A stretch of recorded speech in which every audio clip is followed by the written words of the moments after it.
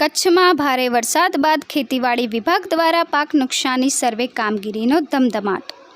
ગામ સેવકશ્રીઓ અને તલાટીશ્રીઓ દ્વારા ગામે ગામે જઈને ખેડૂતોની હાજરીમાં પાક નુકસાની સર્વે કામગીરી પૂરજોશમાં. કચ્છ જિલ્લામાં પાક નુકસાની સર્વે કામગીરી ચોકસાઈ અને ઝડપથી પૂર્ણ કરવા 100 ટીમો કાર્યરત.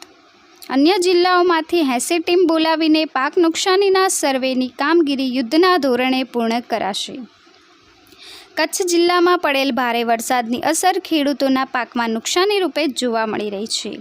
રાજ્ય સરકાર ખેડૂતોના હિતમાં નિર્ણય લઈને યુદ્ધના ધોરણે પાક સર્વેની કામગીરી કરવા માટે નિર્દેશો આપ્યા છે. કચ્છ જિલ્લામાં ભારે વરસાદની સ્થિતિ, પાણી ભરાઈ જવાના લીધે કપાસ, મગફળી, મગ, મઠ, અડદ, તુવેર, તલ, દિવેલા, બાજરી, ગુવાર અને શાકભાજી તેમજ બાગાયતી પાક જેવા કે પપૈયા અને કેળાના પાકમાં પ્રાથમિક દ્રષ્ટિએ નુકસાન જોવા મળ્યું છે.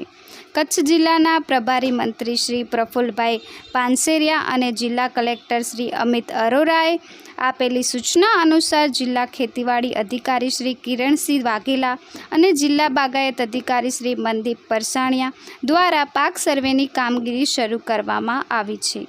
જિલ્લા ખેતીવાડી કચેરી અને બાગાયત કચેરી દ્વારા ગ્રામ સેવકશ્રી અને તલાટીશ્રીની આગેવાનીમાં 100 ટીમની રચના કરવામાં આવી છે. કચ્છ જિલ્લો વિશાળ ખેતીવાડી વિસ્તાર ધરાવતો હોય જિલ્લામાં સર્વેની કામગીરી ઝડપથી અને ચોકસાઈથી થઈ શકે તે માટે અન્ય જિલ્લામાંથી પણ 80 ટીમની માંગણી કરવામાં આવી છે.